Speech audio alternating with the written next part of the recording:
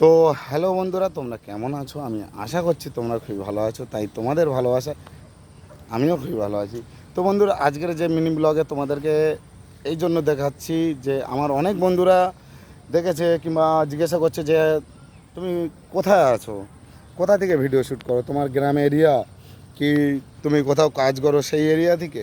হ্যাঁ বন্ধুরা, আমি যখন কলকাতার লোকেশান থেকে ভিডিও বানাই সেখানটা কলকাতার লোকেশান দেওয়া থাকে, কিংবা যখন গ্রামের এরিয়ার মধ্যে ভিডিওটা বানাই সেই ভিডিওটা গ্রামের এরিয়ার দেওয়া থাকে। লোকেশানটা দেখবে তখনই তোমরা বুঝতে পারবে যে আমি কোন লোকেশান থেকে ভিডিওটা ছাড়ছি কিংবা কোন লোকেশান থেকে ভিডিওটা বানানো।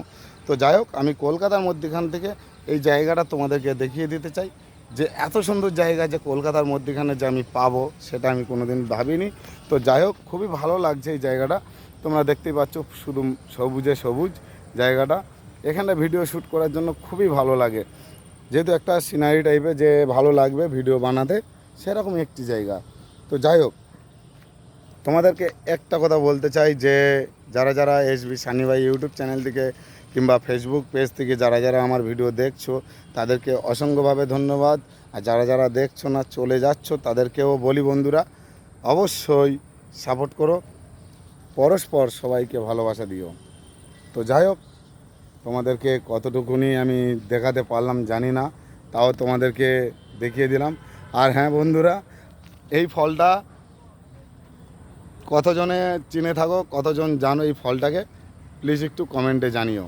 ঠিক আছে, দেখে নাও ফলটাকে। ঠিক আছে, এই ফলটাকে তোমরা বলবে এটা কি ফল।